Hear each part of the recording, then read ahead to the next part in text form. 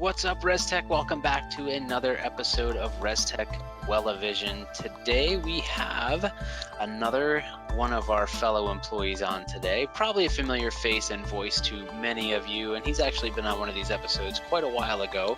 But this week we have our own Roger Greene joining us again today. So Roger, what's going on, buddy? Not too much. Thanks for the callback. I'm taking that as a good sign that I get to come and hang out with the wellness staff again. All right, sounds good. So Roger, I'm sure most, if not all of us, know who you are and what you do, but for those of us who may not, since we are broadcasting globally these days, why don't you share a little bit about yourself and what you do here at ResTech? Sure. My name is Roger Greene. I've been with ResTech since 1999. Yes, I am that old. And I was legally old enough to work when I came to work at ResTech.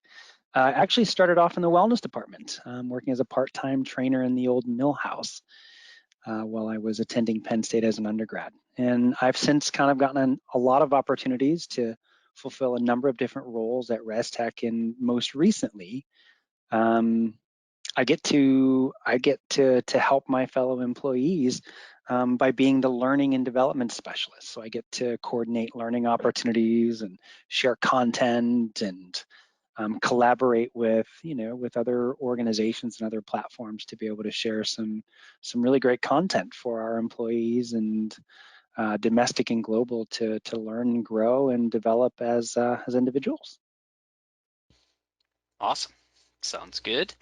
Obviously, we all appreciate your efforts in that realm. And having said that, the reason we asked Roger to come back on here and join us is because one of the talent development offerings he does is Crucial Conversations. And I know a number of you have probably gone through it, and a number of you probably haven't. So, Roger, why don't you tell us a little bit about Crucial Conversations as a program and how it's offered here through ResTech? Sure. So Crucial Conversations is probably one of my favorite classes or offerings that I get to facilitate here at ResTech. And I heard somebody once say that it's really not, that Crucial Conversations isn't really a means to communicate better, but it's really a means to helping us to accomplish the goals and to fulfill the objectives that we're trying to do. And in my mind, I think it really kind of leans pretty heavily on how do we go about having those conversations. And within the content of the program, there's 9 real focus areas, and it really kind of starts off with this idea of, identifying and getting unstuck, identifying those areas where we typically get stuck, and finding ourselves having difficult conversations where we're not able to kind of accomplish what it is that we're hoping to. And then from there, it really kind of moves through a number of different topics, this idea of starting with heart, really learning how to identify what it is that you're really trying to accomplish and what it is that you hope to accomplish. And it really just kind of unpacks a lot of skills that you can use before those crucial conversations, while you're having those crucial conversations. And then, how do you effectively move to action and actually accomplish those things that you were trying to accomplish. So there's a lot of great content in the program, and there's a lot of great tools that we spend 4 half days really just kind of unpacking and practicing and helping us to really navigate, those tough, challenging conversations. Yeah, and I'm sure we can all relate to that too. Everybody has tough conversations. So one of the things that we were thinking through when we talked about having Crucial Conversations as a topic here on Well-A-Vision was how it relates to wellness. So obviously, we both have our thoughts on that, but since this episode's all about you, why don't you go ahead and share a little bit about how you think that this offering relates to overall health and wellness and how it can impact one's overall health and wellness by participating. I think one of the things that really stood out to me, Mike, when you and I had our first conversation about Crucial Conversations and just the parallel that it has with kind of this holistic perspective of wellness, I think one of the things that I couldn't help but think of was when we're faced with conflict as human beings, our body goes through this physiological response, right? And for many of us, we think of this idea of, fight or flight. And our body dumps a bunch of hormones, and we respond one of two ways. We run away from, or we flee from conflict, or we face it head on. And within crucial conversations, one of the things that we recognize very early on is that many of us perceive crucial conversations as possible conflict, so physiologically we respond in one of two ways. We fight or we flight when it comes to having, or when it comes to our ability to have effective conversations that might be a little challenging for us to have. So I think when you and I first started kind of talking about this, I think the idea that being able to effectively have challenging conversations really kind of bleeds into or overlaps a number of different dimensions of wellness as we think about mental or intellectual, when we think about our relationships with others as we're interacting, whether we're interacting effectively or in healthy ways, and even just physically, the ability to really kind of be able to manage the stress that comes along with, having challenging conversations in an effective way. Now, the other piece that really stood out to me was as I started to think about crucial conversations and the theory and the different tools and tips, there's one section in particular that we call mastering our stories. And the way that it's laid out within the content is that everything we see and hear, like everything that we see and hear within our world, whether we're seeing it through our eyes or whether it's something that we've heard, all of those things they pass through a lens, right? Like our paradigm, our perspective. We tell ourselves a story about those things. And that story could be very accurate. That story is based on our perception, primarily our perception alone. And based on that story that we tell ourselves, we experience a certain feeling. And based on that feeling, we behave or we react accordingly. So one of the things that one of the things that really grabbed me about this idea of how does crucial conversations parallel with wellness was that we're constantly processing data all day long, all of the different things that we see, all of the different things that we hear throughout any given day.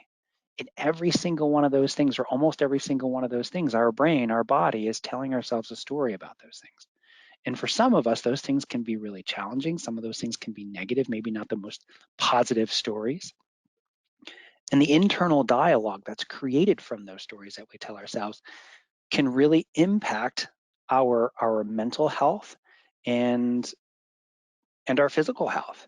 And it's probably not news to anybody listening in on this call today that some of the greatest and biggest health challenges right now relate to anxiety, relate to stress, relate to, a number of these different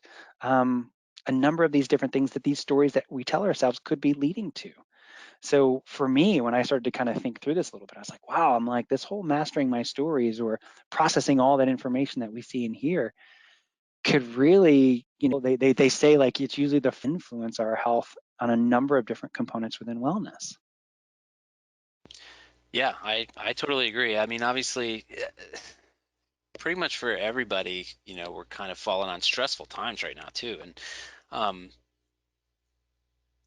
I find this skill to be pretty valuable. Like even having those crucial conversations or telling yourself those stories.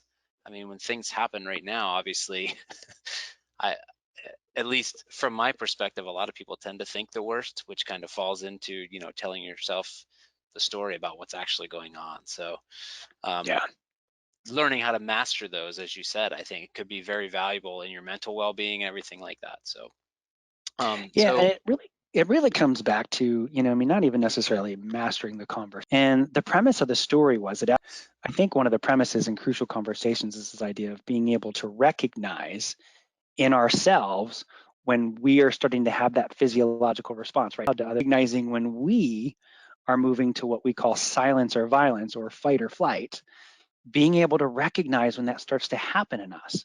And then when we recognize that, we start to think about like, okay, what kind of stories am I telling myself right now based on what it is that I just heard or based on what I just saw?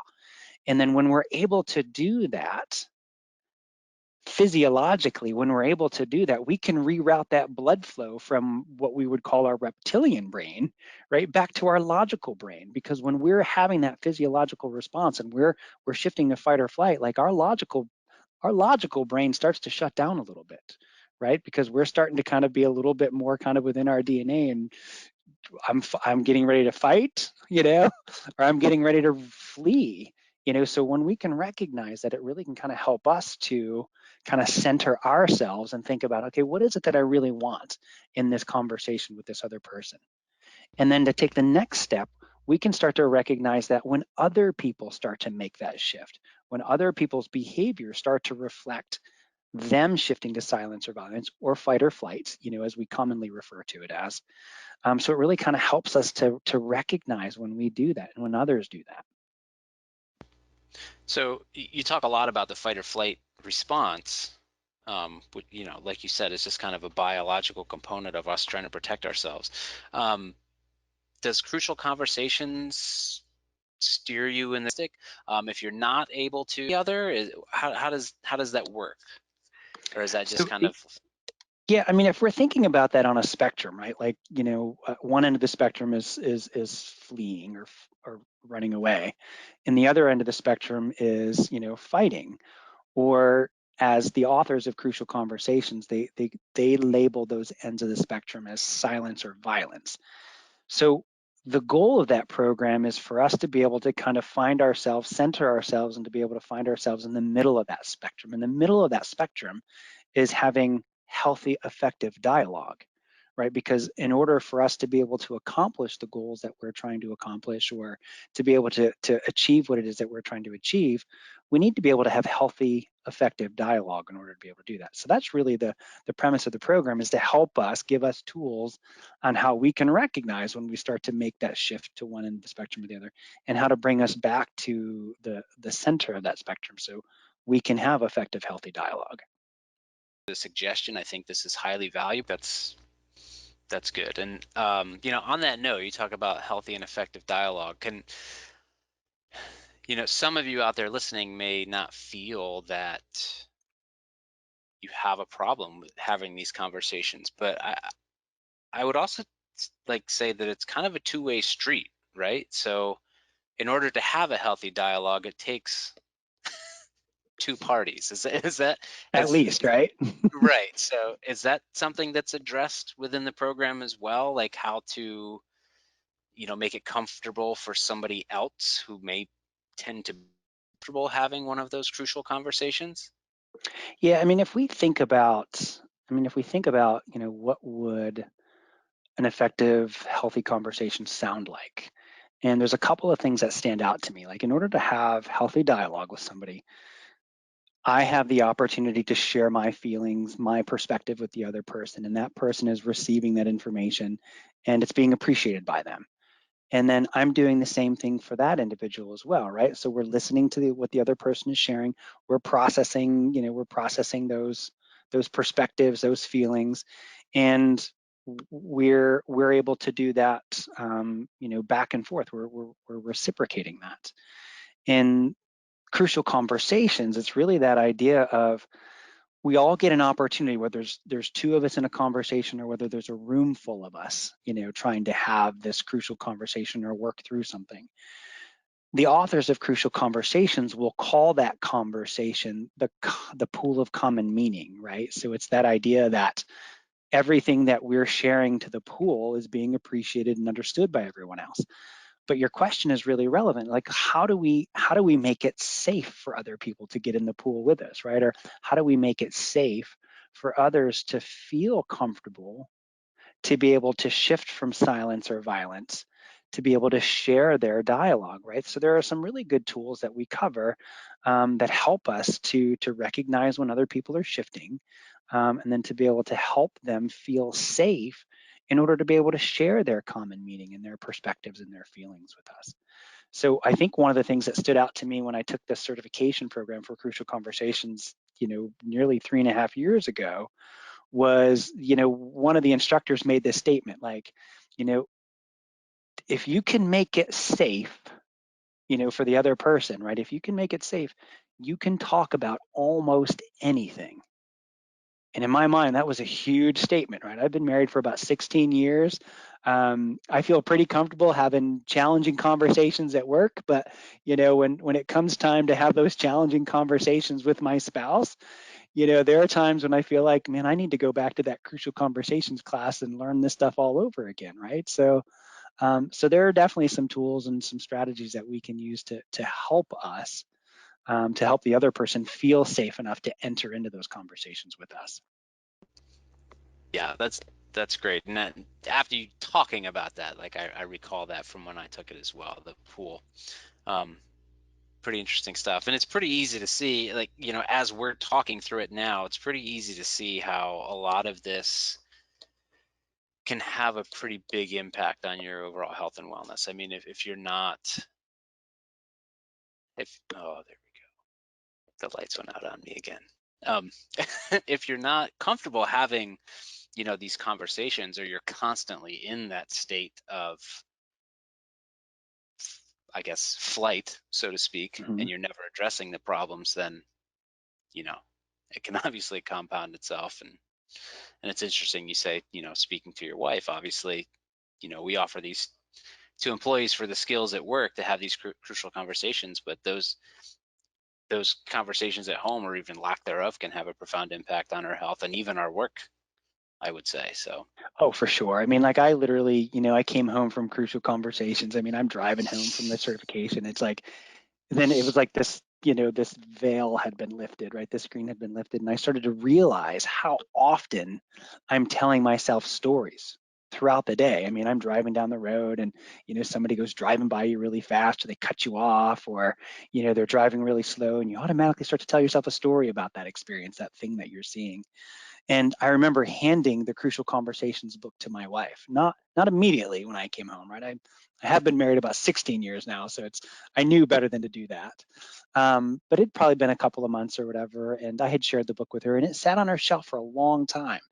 And for those of you that may know my wife, I'm not going to tell you how long it sat on her shelf. But it wasn't until recently where she made this statement to me once, where she was like, "Don't try and crucial conversations me." Like she knew, like she started to recognize me trying to employ some of these strategies and some of these these tools, if you will, to help us to have some healthy dialogue. And it was kind of reassuring for me to know. I'm like, oh, wait a second, I think she might have opened up that book I gave her and maybe started to read a little bit about that. So well, that's good, right? Share your tools with everybody. yeah. That's okay. All right.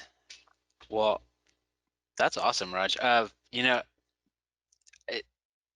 initially when I had this thought, I was kind of like, well, how does that, you know, relate to wellness? And as you and I had talked about it, and even now as we're talking through it now, it seems pretty clear, and it seems like it could have a profound impact one way or the other, incorporating these tools or not, Yeah, on we your we overall health and communicate. wellness. Yeah, I mean, we communicate all the time.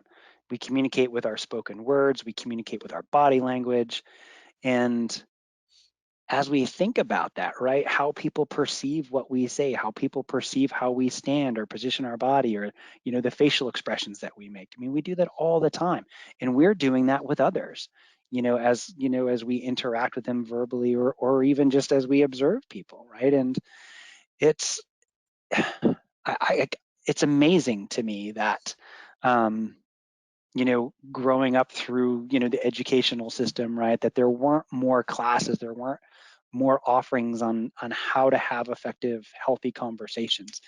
Because I think it's one of those things that I've heard a number of people that have taken the class with us, and even employees who join ResTech that have taken it or read the book, with prior employers, that they all say like everybody should go through this, right? That opportunity of like being able to just be exposed to these different thoughts and perspectives as it relates to helping us to have healthy, effective conversations. Yeah. So I have one more question for you. Sure.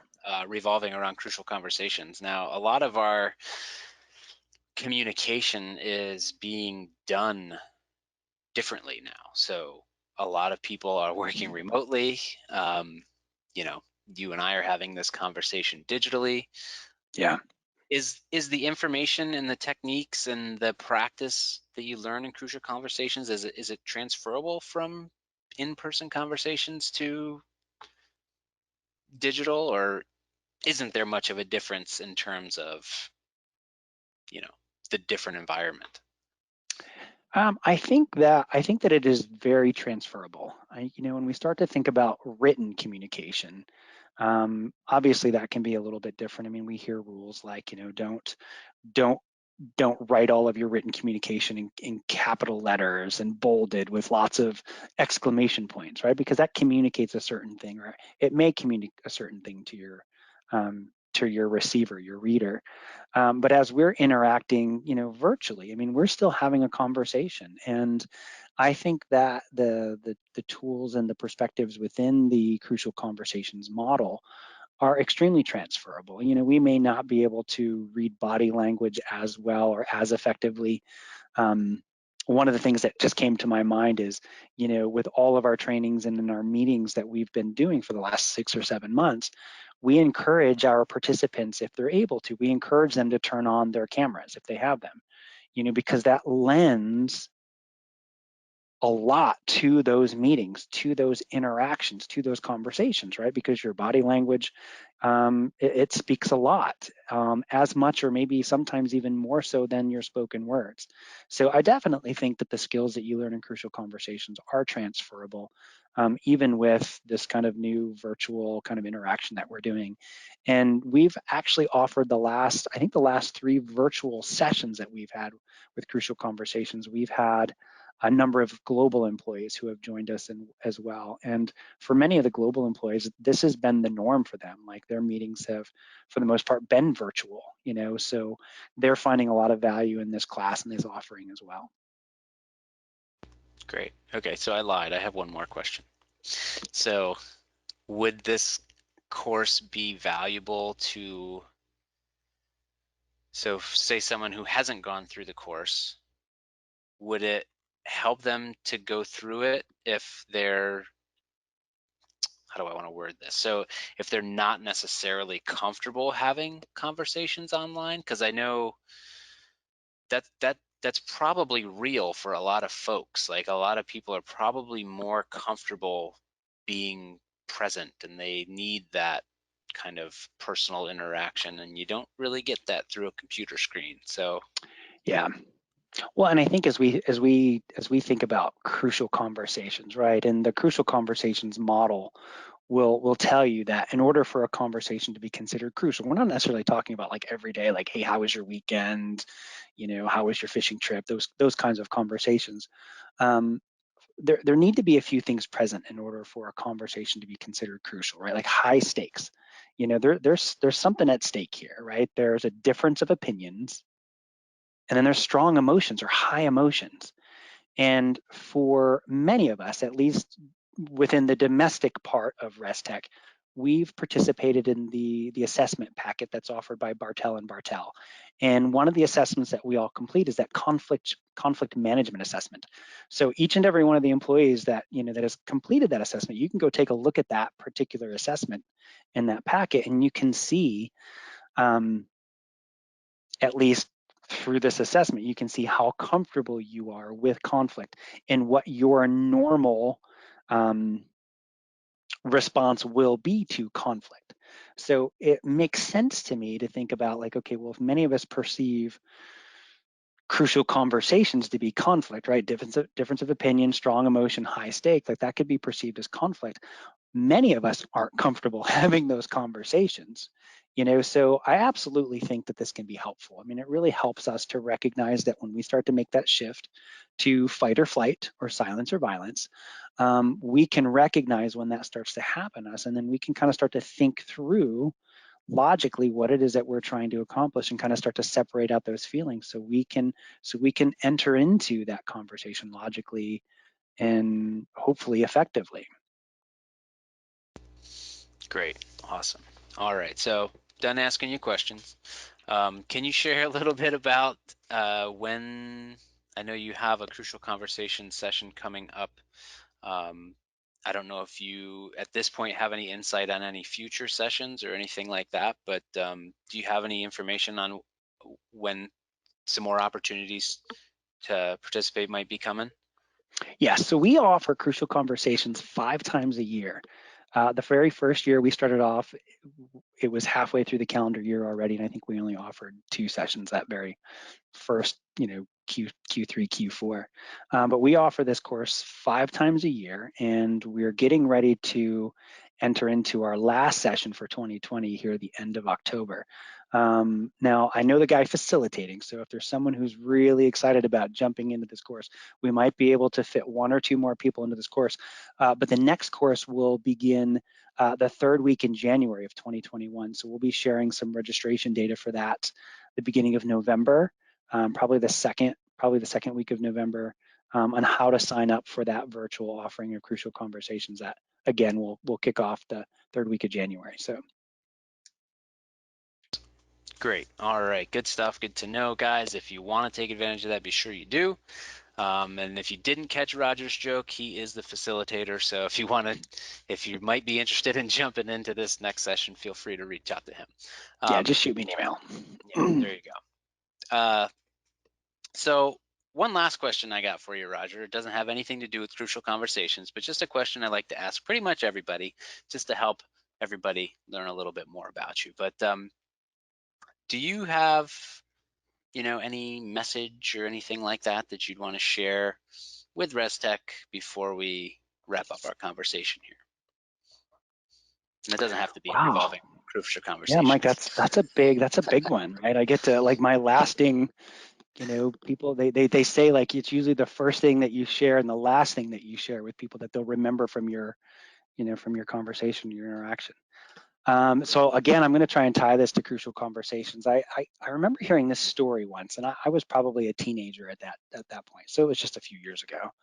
Um, I remember hearing this story once where this dad gave his son a bucket of nails and a hammer, and he told him to go out in the backyard, and he wanted his son to take all of those nails and pound them into the fence out behind their house. So, the son went out and spent, like an hour and a half, whatever, pounding all these old rusty nails and stuff into this fence. And then the next day, the dad asked him to pull all of those nails out of that fence and put them back in that bucket. And the son's just kind of shaking his head and scratching. He was like, "Okay, Dad, I can go do that."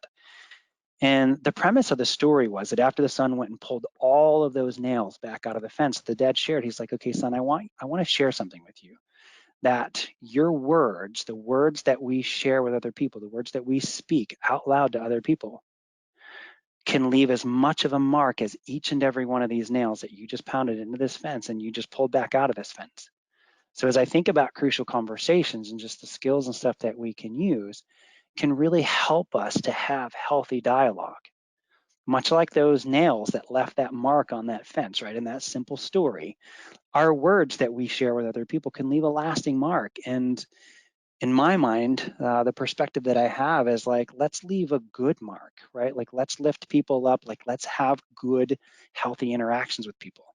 Because it's usually when our emotions are flying the highest and the strongest, right? And our opinions are the most different, is when we don't necessarily speak as well as we want to or as we should be speaking.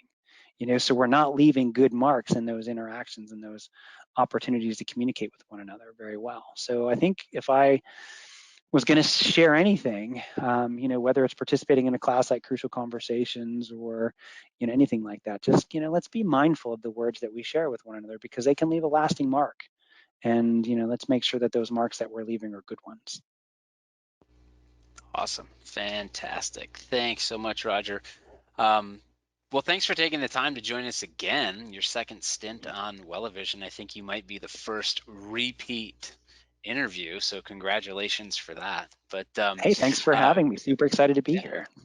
awesome. All right, guys, if you have not yet taken Crucial Conversations, I can tell you that I have, and it's fantastic. If you're not able to, or Roger's unable to fit all of you into this upcoming session, I would strongly encourage you to consider the next one coming up in January, you said? Yep, third So week of January. awesome. All right. Well, again, Raj, thanks a lot. Thanks for all the offerings that you and the talent development team offer ResTech. They've proven to be truly valuable, and we appreciate your time and effort. So with that, we will wrap up today. So big thanks again to Roger, and strong encouragement to the rest of you that if you haven't done Crucial Conversations, really would highly encourage you to do so. And also, as usual, if you like this episode, let us know. If you have any thoughts or feedback or suggestions for episodes, this episode actually was suggested, or this topic was suggested by somebody who has been regularly watching our videos, so thank you very much for the suggestion. I think this is highly valuable. But if you yourself have some more suggestions or feedback or comments or anything like that, please don't keep that stuff a secret. We want to make sure that these episodes are valuable for you and enjoyable for you, and you guys get to learn something as well. So with that, we will wrap it up for this week with ResTech Wellevision, and we will catch you next time. Later.